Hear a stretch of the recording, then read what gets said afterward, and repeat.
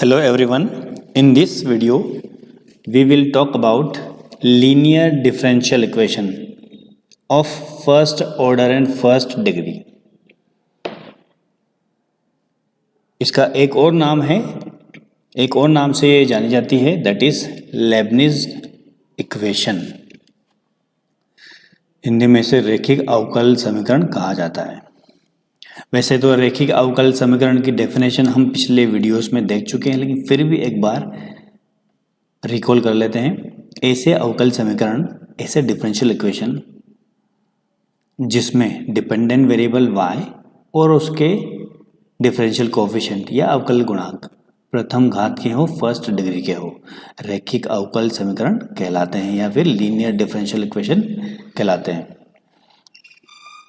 Right, the standard form of this linear differential equation is, इसका जो मानक रूप है, जो स्टैंडर्ड फॉर्म में, वो ये है.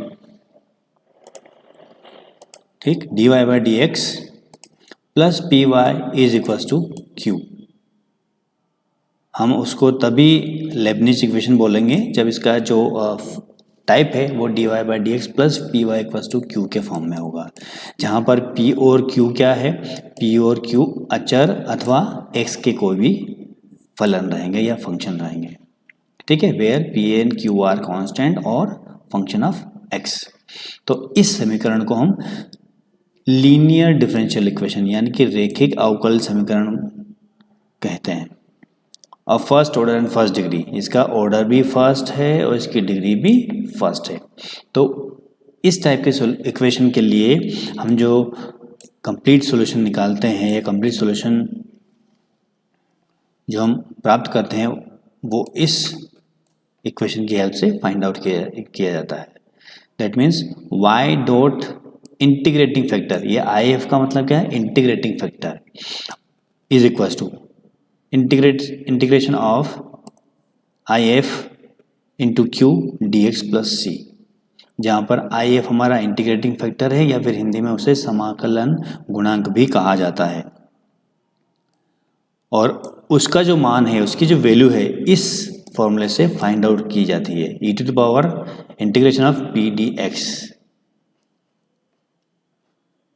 फिर ये वैल्यू फाइंड आउट करके इस इक्वेशन ए में पुट करके कंप्लीट सॉल्यूशन निकाला जाता है. यहाँ पर एक और चीज़ ध्यान देने वाली है, अभी जो ये इक्वेशन गिवन है इसमें y ऊपर है, दैट मीन्स y हमारा डिपेंडेंट वेरिएबल है, परतंत्र चर है, और जो x है वो इंडिपेंडेंट वेरिएबल है, स्वतंत्र चर है. कभी कभी क्या होता है, इक्वेशन ऐसा भी आ सकता है, dx by d Y plus p x is equals to q, ऐसा भी आ सकता है. तो ये इक्वेशन भी लेबनिज इक्वेशन है, लीनियर डिफरेंशियल इक्वेशन ही है फर्स्ट ऑर्डर फर्स्ट डिग्री की, लेकिन ये x यहाँ पर डिपेंडेंट वेरिएबल हो गया. अब ये x में लीनियर डिफरेंशियल इक्वेशन है और ये जो है ये y में लीनियर डिफरेंशियल इक्वेशन है. Right, okay.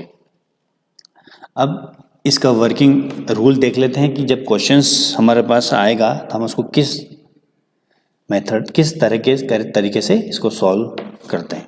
तो सबसे पहले जो भी इक्वेशन दिया हुआ हो, अगर इस फॉर्मेट में कन्वर्ट हो रहा हो तो पहले तो इस टाइप में उसको लिख लो, आप इस रूप में इसको लिख लो, मतलब dy by d x plus p y equals to q के फॉर्म में उसको लिखना है. दूसरी स्टेप क्या है, जो इंटीग्रेटिंग फैक्टर है या समाकलन गुणांक है वो फाइंड आउट करना है, और उसका फार्मूला मैंने बता दिया आपको, e to the power integration of p d x रहेगा. और जो कंप्लीट सॉल्यूशन है, अभिष्ट हल है, हमारा रिक्वायर्ड सॉल्यूशन है, वो इस इक्वेशन की हेल्प से हम फाइंड आउट कर लेंगे. चलिए let us suppose one example, एक एग्जांपल ले लेते हैं. dy by d x plus 2y upon x is equal to sine x. देखो ये इक्वेशन बिल्कुल वैसा ही दिख रहा है, dy by d x plus y भी यहाँ दिया हुआ है और q भी दिया हुआ है, p भी दिया हुआ है. तो इसको हमने एक बार राइट डाउन कर लिया और इसकी तुलना जो हमारी स्टैंडर्ड इक्वेशन है या मानक रूप जो है उससे कर लिया. तो यहाँ पर p का जो वैल्यू है y को छोड़ के कितना आएगा, 2/x आएगा, और q का जो वैल्यू है राइट हैंड साइड में वो कितना आएगा, sin x आएगा.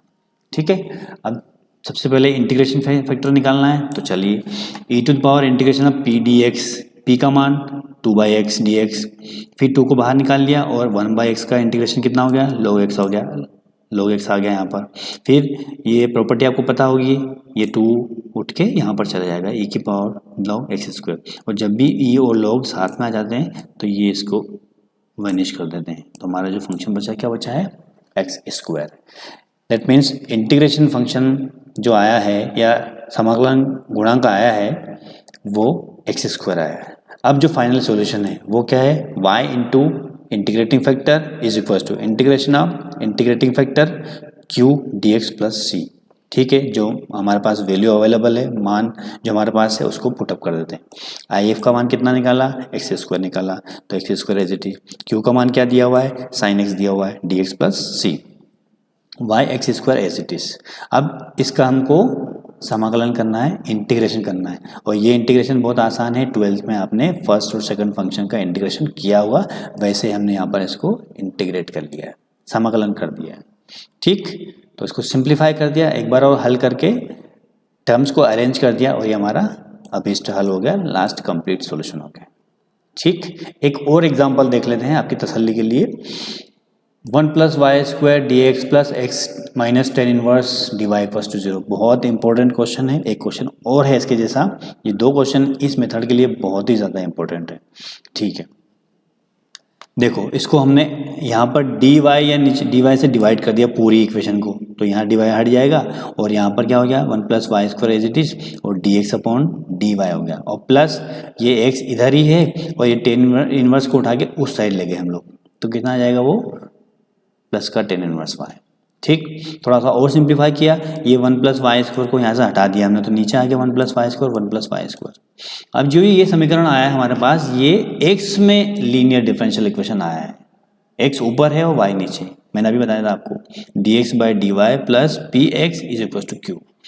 यहाँ पर इसकी तुलना कर लेंगे हम लोग, तो p का मान क्या निकलेगा, p का मान निकलेगा 1/1 प्लस वाई स्क्वायर, एक्स को छोड़ के, क्योंकि ये एक्स में दी हुई है। ठीक, और q का मान कितना आएगा, ten inverse y upon 1 plus Y square. फिर से वही इंटीग्रेटिंग फैक्टर निकालना है, समाकलन गुणांक निकालना है, तो e की power integration of p d y, p का मान हमने निकाल चुके हैं, ये यहाँ से रख देंगे इसको। फिर 1 plus Y square 1/1 plus Y square का इंटीग्रेशन टेन इनवर्स वाई, तो हमारा जो इंटीग्रेटिंग फैक्टर आया है, समाकलन गुणांक आया है, वो आया है e की पावर टेन इनवर्स वाई। ठीक है, फिर से वही अब हल लिखना है इसका। देखो अब यहाँ पर ये जो समीकरण थी हमारे पास, ये x में थी, इसलिए x इंटू आई एफ आएगा। जो हमने डेफिनेशन रीड की वो y के फॉर्म में थी, इसलिए y इंटू एफ लिखा था, तो यहाँ पे x इंटू आई एफ लिखेंगे, और फॉर्मूला पूरा वही है, और यहाँ डी वाई आएगा, वहाँ डी एक्स था, यहाँ क्या आ जाएगा डी वाई आ जाएगा plus C as it is.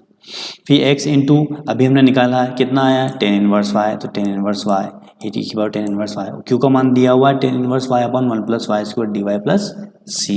ठीक है, इसको इंटीग्रेट करना है, तो इसमें t इक्वल्स टू हमने यहाँ पर समाकलन करने के लिए टेन इनवर्स वाई रख दिया है, तो टेन इनवर्स वाई रखेंगे तो कितना आ जाएगा, ये देखो d t is equals to कितना आएगा, d t is equals to 1/1 plus Y square D y, ये आएगा।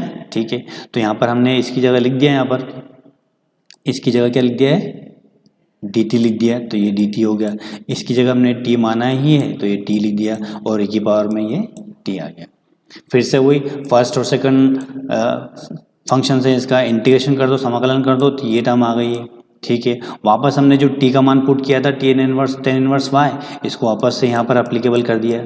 ओके, कोई दिक्कत नहीं है। और लास्ट में ये e की पावर जो टेन इनवर्स वाई है, इसको इधर ले जाओ नीचे साइड में, सबके डिवाइड में कर दो, तो यहाँ पे कट जाएगा वो, ये टर्म पूरी कट जाएगी, तो यहाँ बचेगा टेन इनवर्स वाई, माइनस यहाँ भी कट जाएगा, तो यहाँ पे -1 बचेगा, प्लस सी हमारा एज इट इज है, और ये जब नीचे आएगा तो ऊपर आएगा, तो ये minus of ten inverse y हो जाएगा। तो इस तरीके से हम लीनियर डिफरेंशियल इक्वेशन यानी कि रेखिक अवकल समीकरण, जो कि हमारा लेबनीज इक्वेशन के नाम से भी जाना जाता है, जो कि फर्स्ट ऑर्डर और फर्स्ट डिग्री का रहेगा, यानी कि प्रथम कोटि और प्रथम घात का रहेगा, तो उस केस में हमको इस टाइप से सॉल्यूशन निकालना है। बहुत आसान है, वर्किंग रूल एक बार देख लेना तो आपको इजी हो जाएगा, राइट।